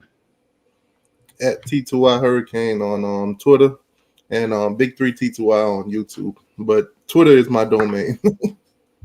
That's where all the training material goes. Yeah, feel free to hop on any post-game shows during the season if you want to. We'll send you the link. Yeah, definitely. You're always welcome to come back on me. We really appreciate having you. I just dropped your link there for your YouTube in both my channel and on the Miami channel there, the Voice of College Football Miami channel. So it just went out on both of them. So everybody sub up T2Y. Man, we appreciate having you on, buddy. All right, guys. Take it easy. All right. See you, man. Take it easy, man. So what else, guys? You got any other stuff you want to wrap up with or anything like that? I had one more point about next year where T2Y was saying next year, this offense is going to be completely different. But I mean, in the age we live in now with the transfer portal, who says we don't get another elite quarterback in the portal next year. You know, like it's so hard to predict what rosters are going to look like with how everything changes year to year. And if there's any criticism to bring up of Mario's recruiting, it really has been at quarterback so far. I know he's got his guy coming in 25 class, and Luke Nichols a 4-star. Showed out at Elite 11 and everywhere else. But that's one thing where I could say, at least so far, out of 3 recruiting cycles, Luke Nichols being it, that leaves you wanting a little more, no doubt. I mean, outside of really Justin Herbert, which also Justin Herbert wasn't his recruit, what has he really done recruiting the quarterback position? Even then, Justin Herbert was a 3-star who developed into something greater than that. That's a good question. Because he had that one guy from Boston College when they beat Ohio State and went 10-2, which he was awful. That is just another testament to how good of a coach Mario is. He beat Ohio State, went 10-2, and went to the Pac-12 championship with that guy as his QB. Yeah, I mean, he hasn't really had anything else. Yeah. Yeah, I think that's one thing. But here's the thing with that, though. I mean, I think Shannon makes up for it. Because obviously right after Shannon came in, he got a hold of Luke Nichols, and nobody debates his ability to develop quarterbacks. I mean, at West Virginia, Will Grier almost won the Heisman under Shannon. Oh, this is some sort of unrelated news. Stream East, the popular site that so many of us use when we don't feel like paying for watching sports, has just been seized by the Department of Homeland Security. So time to find a new website, guys. Oh, wow. Yeah. Yeah, I have to reactivate my TV. We turn Hulu Live on the night before football starts, and the day after the national championship, I turn it off because there's nothing else on TV, So I'm like, yeah, I just stream. I just watch streaming for everything. Like I just go back and watch like Band of Brothers and shit like that. Like I'm not watching anything on cable now. Right, there's nothing on. Why pay for it? I mean, I sit here and watch YouTube documentaries on history and stuff like that. I'm like, this is no, dude. Yesterday, I was in bed with Mia and we watched an hour-long YouTube video about Dale Earnhardt. None of us care about NASCAR. I don't know anything about NASCAR. But I was like, damn, this is cool. Is this some NASCAR and chill type of stuff? Or is I mean, I've still got my DirecTV. I kept my DirecTV, but I've also got, 3 small kids at the house too. Yeah, we just don't watch TV. You gotta watch like Bluey and Cocomelon and shit. Oh God! Thank you for reminding me. All right, guys. Well, let's wrap it up. Anybody got anything else to add to this, or? For the people in the comments section, don't forget. We're looking for every week this season. We will continuously be looking for our next winner of the Debbie Downer Award. And that is a pretty prestigious award. And this year, we're actually going to keep count like a professional live stream team and award the first ever Debbie Downer of the year. So be on the lookout for that. Be on the lookout for. Yeah, maybe we'll get like a little trophy or something we can send out to somebody whoever wins that one, or a T-shirt. See, here's the problem though. Even if by our predictions the worst record is right, I'm not sure how many applicants we're going to have. Yeah, I mean, I'll say this: if we lose to Florida week 1, nothing what I says counts. We're going like fucking 7-5 or 8-4 or something. That's my caveat. If we, I don't necessarily believe that, and also, I don't think the teams, especially the team, doesn't need to have that mentality because at the end of the day, that game does. Well, I get it, but especially the team doesn't need to look at it that way because all of their goals for the year are still attainable, even if they lose that game. Right. No, yeah, I mean that game, honestly speaking, is a lot more important to the fans than it is to the players, and by important I mean like meaningful, because of just because of Twitter and being able to like talk shit and stuff like that. Now it's important for recruiting and stuff like that in the moment, but when Billy Napier gets fired, that class is gonna fucking blow up. But yeah, I think the floor of this team, when you look at it, and I'm going off workforce, and I agree, is like 9-3. Maybe if everything goes like if a lot of things go wrong, like 8-4. I'm going to stand on it. Minus catastrophic things happening, the floor of this team should be 10 wins with that schedule. It really should. Listen, and that is absolutely part of the reason I believe that is because of the schedule. Mm-hmm. Yeah, our schedule isn't that rough. No, we definitely got a favorable draw this year. Now next year, I think Notre Dame is back. Like people are talking about Florida's schedule.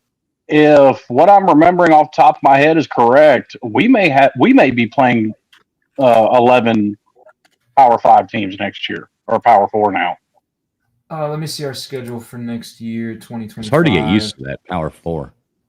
Yeah. 2025, we've got USF at home, Florida at home, Notre Dame at home, at Florida State, Louisville at home, NC State at home, Stanford at home, Syracuse at home. We go to Pitt, SMU, and Virginia Tech.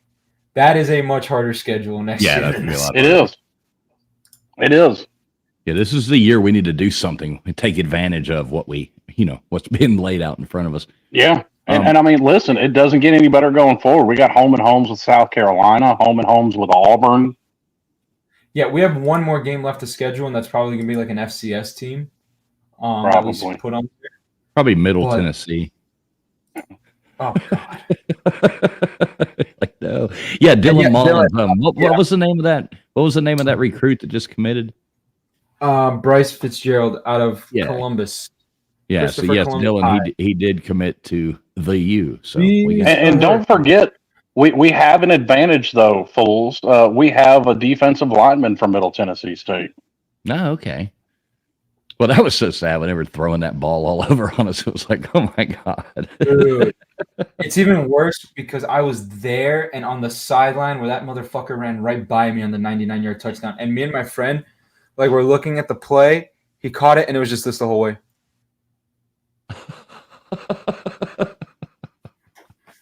Listen, if you're a fan of your team, you've gone through that at some point.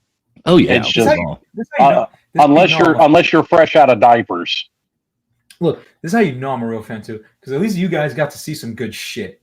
The best I got to see was a colorful little chain and us beating Notre Dame 7 years ago. 7 years ago. Yeah, it's hard to imagine.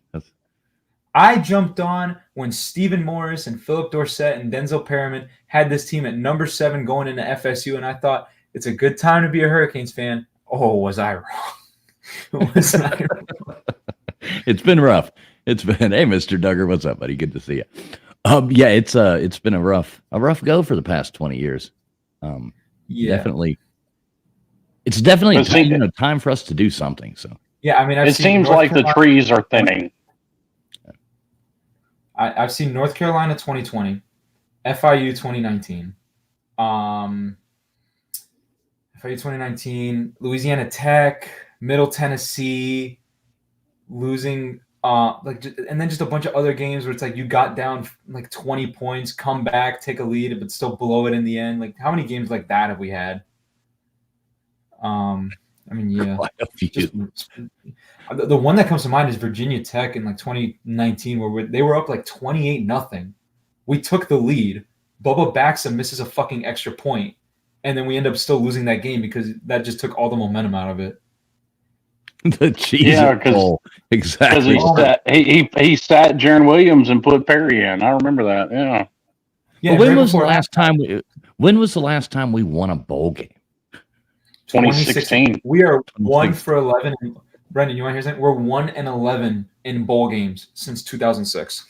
Yeah. No, bite into this. The last 2 coaches to win bowl games at Miami were Mark Richt and Randy Shannon. Oh God, no, because they had already fired. They had already fired Coker by then, and Shannon was the interim coach. Really? Again, I was 3 years old when that happened, so I'll take your word. That was the NPC Computers Bowl in 2006 against Nevada, right? And we barely beat them. Yeah, oh yeah. Yeah, I like it. Dylan Mullins. There you go. 12-0 regular season. I like it. With Kyle Wright. God, Kyle Wright. Which and I'll even give a caveat to that. Both of the losses that I predicted are very winnable games. Very winnable games. Can we play? I want to play a little game. Cam Ward now is probably going to be a great quarterback from us. Can we try to name all the quarterbacks that we've had since Ken Dorsey? Oh, good God. Because it was Brock Berlin. Kyle Wright, Robert Marr, and Kosi. Wait, you're missing one. Brock Berlin's backup played in a game in 2003 against Syracuse. I'm forgetting his name. Crudup. Fuck, what was his name? So you had Brock Berlin, Crudup, Brock Berlin again in 2004, Kyle Wright for a few years, Robert Marv, Ja'Cory Harris, Stephen Morris, Brad Kaya, Malik Rozier, Nkosi Perry, Malik Rozier again, then Nkosi Perry, then Malik Rozier again, because they kept fucking flip-flopping because Mark Richt could not decide on quarterback. And then the same thing in 2019 with Jaron Williams and Nkosi Perry. Yeah, Tate Martell played a few snaps in that Louisiana Tech game. Yeah, Tate Martell. That's what I was going to say. Don't forget about Tate. Oh, Tate and Kiki Pasto. Paint, who, by the way, is retired from football now. Yeah. Oh, God. It's Tate Martell. Jesus, fuck you, Slim. Tate Martell. Tate Martell, and then I think they put Nkosi Perry back in after Tate played like shit for those 2 drives. Then it was Derek King, and he blew his knee out in the Cheez-It Bowl, and it was Nkosi Perry, and Mark Pope and D. Wiggins couldn't hang on to a football to save their life. Wasn't it D. Wiggins that straight up the corner walked up to him and just deboed the ball from him and took off? Yeah. It was so then in 2020 it was Derek King again, but he was playing injured, and then he got injured again against Michigan State. So it was Tyler for the rest of the year. Yeah, and then it was Tyler came in. Then Tyler got injured against Duke. I remember that. He fucking fell on his shoulder. So they put in Jake Garcia. Remember when we thought Jake Garcia was going to be good? Yeah, that was funny. Now he's like the third string. Jake Garcia's problem was he either wanted the home run ball or nothing at all. That was his problem. Yeah, you had Jake Garcia, and then he was so bad that they played Ja'Cory Brown, and then Tyler came back a little bit against Pitt, and he got injured again, and they played Jake Perry, and then we had Tyler, Emory, and then Ja'Cory in the bowl game. Yeah. Yeah, that's a rough 20 years. And I think a lot of that's got to do, to that point with quarterback play. Now, you want to know the trippy part of that? In that time, Brad Kaya became the leading passer in Miami history. Like, he's got the most passing touchdowns, the most passing yards. And I saw Brad Kaya the other day on TikTok. I've always held up to this. If Brad Kaya came back his senior year, that Miami team would have gotten undefeated in the regular season. I'm not saying we would have won the national championship. I'm not saying we would have won the national championship or even beaten Clemson. That Clemson team, that was still Clemson at the height of its power. And it didn't matter who you put at quarterback there, but they would have at least finished 11-0 because, the Arkansas State game got canceled that year. But, yeah, we wouldn't have lost to Pitt. Yes, I know. I had tickets to that game. Yeah, and we would have won by a lot more than we should have because, we barely beat North Carolina that year, and they were awful. We barely beat Duke. We barely beat everybody. They were the Cardiac Canes except for the Notre Dame game. Yeah, that was the only big win there. Because they turned around the very next week. Well, and Virginia Tech. Virginia Tech was kind of well in hand. But they turned around the very next week and barely beat Virginia. I remember Virginia was up 14-0. Then we tied it. Then they went up 28-14, and then we ran away with the game. And you know who the quarterback was for Virginia that game? Kurt Benkert. The streamer guy, you always see him on TikTok or stuff like that. Yeah. Hey, the only reason DJ Lagway, the only reason DJ Lagway would ever get in that game is if Graham Mertz dies behind that awful O-line you have. That's it, because there's no way he's getting in that game. Yeah, well, I can't wait. I mean, we're looking at exactly 2 weeks. What time is our game? The first is it 3:30, right? 3:30 game, yeah. 3:30. So yeah, everybody out there listening, make sure you do tune in to the Voice of College Football Miami channel right here every I would say after the game.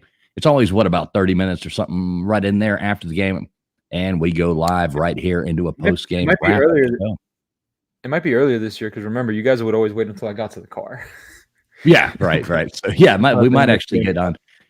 And it all depends too on how frustrated or mad we are. Sometimes we sit in the back room before we go live, getting all our frustrations and cuss words out of the way before we go live. But yeah, hopefully we won't.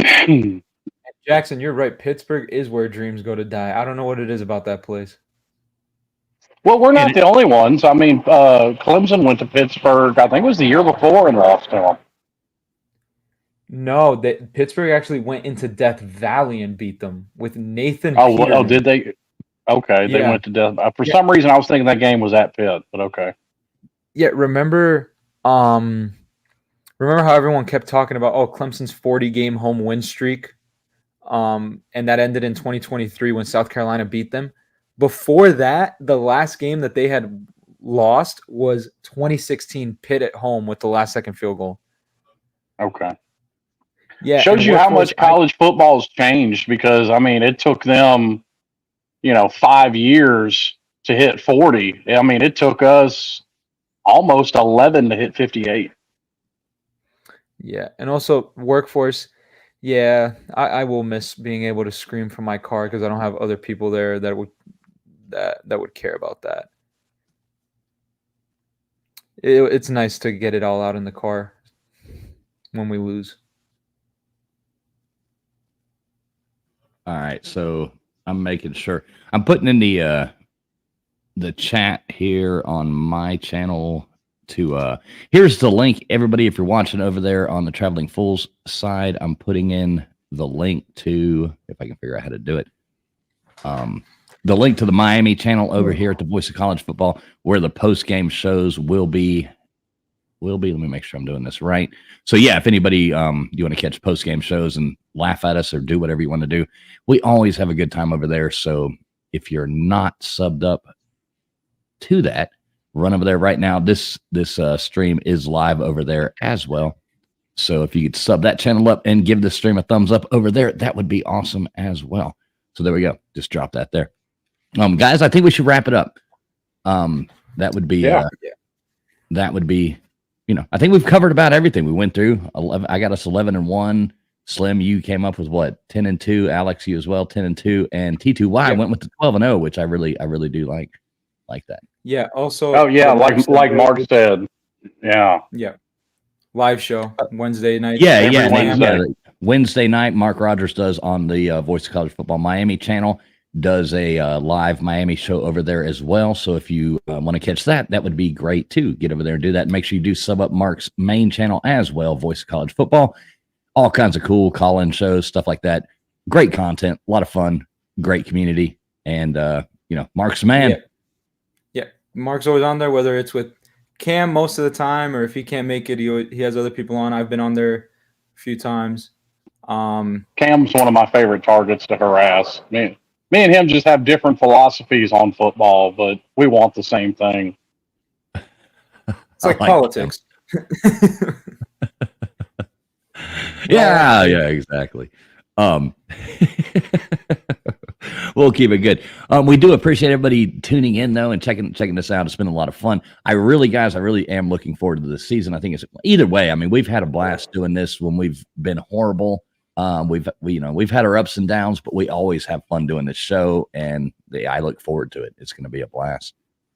Oh yeah, this show is going to be entertaining, win, lose, or draw. Mm-hmm. Especially lose, because then we get into the denial stuff. Then I'd spend the entire show poking fun at everybody crying in the comments section. Yeah, it's sort of a double-edged sword, because if we win, we're happy, but then it's like the beginning of last year, Slim, where we were like, so what do we really talk about? What are we? I'm happy no matter what. We don't know what to say. It's like, we won, okay, great. And when we lose, it's like, goddamn fucking piece of shit can't kneel the goddamn ball. How do you not kneel the ball? Appreciate you, Gutters. Thanks. You went over there and subbed up on the Miami channel. You'll have fun listening to us. We have a good time once the season gets going. It's hard to do these like kind of prediction things. I mean, it's fun to get out here and do, but until we actually see them go out there and play in 2 weeks, I mean, we're going to know a lot like right then and there from that Florida game, I think. And absolutely. It's all on paper. Everything looks good, but we know. Well, and it's hard to get anything from camp because Mario's one of the strictest on this. Like, you can occasionally, like with some other teams, you can get clips out of camp of guys throwing the ball around and maybe even the occasional 7-on-7 out of some camps. I mean, not with Mario. Mario is letting them film drills, and that is it. Yeah, I mean, they had a scrimmage today, and there was no media allowed, period. Not even just that they couldn't film. They just weren't allowed. Mm-hmm. And I like that, though. I mean, I like that. As much as I would like to know about it, I do like the fact that people don't know about it. So I think that keeps things better. Yeah, I'm not mad about it. Oh, and speaking of, I noticed George put something in about Coach Coop. So I was listening to Coop last night, and he's actually, I guess he has another diss track coming out. And this could be Gator Hater 2.0. I think it's what's going to be hitting this probably next week, I would imagine. So that should be interesting. You know what though? Here, Jay Shipes makes a really good point. If Miami wins the ACC, do you think that'll convince Uncle Lou that we're finally in the end times? Maybe so. That might actually convert him. Right, the locust and all kinds of stuff coming down. Famine, locust. Yeah, it's gonna be bad. There's a direct correlation between the nuclear holocaust and Miami winning the ACC. Right, Miami wins the ACC. Kim Jong-un rules the world, and it'll be great. A little selfless plug here for myself. I'm going to drop my link to our Traveling Fools channel right there on the other side of this. It says for a good time sub here. We do a lot. We do have a lot of fun over there at our Traveling Fools channel. So if anybody wants to go over there and sub that up. Yeah, trivia night every Sunday night where we give away cool prizes to topqualityshirts.com, the best place to get all your gear, whether it's for, your significant other, Valentine's Day, anything, you just need some new swag, get over there to topqualityshirts.com. You can pick up cool stuff from Mark Rogers, Pigskin Pete. We've got merchandise on there as well. There's Ben and Sam, a whole lot of people on there. So check that out, topqualityshirts.com. And yeah, Jackson, let's help Traveling Fools get to 7,000 subs. That would be freaking awesome. So love you, Jackson. Always appreciate you. Jackson's the best mod in the whole wide world. But and for a better time at truck stops all across America is Traveling Fools' phone number. All right, guys. Well, let's bust out of here. We will be back probably 7:00 or whatever right there after the game in 2 weeks, and hopefully we'll all be smiling really big, talking about how bad we kicked the Gators' ass, as we should. Absolutely. All right. Well, on that note, I think we got to get out of here. So everybody have a great night, and appreciate everybody who stopped in. Please make sure you've hit the thumbs up and all that jazz, and we will see you in 2 weeks. Thanks a lot, guys. We'll see all of you later on. Go Canes.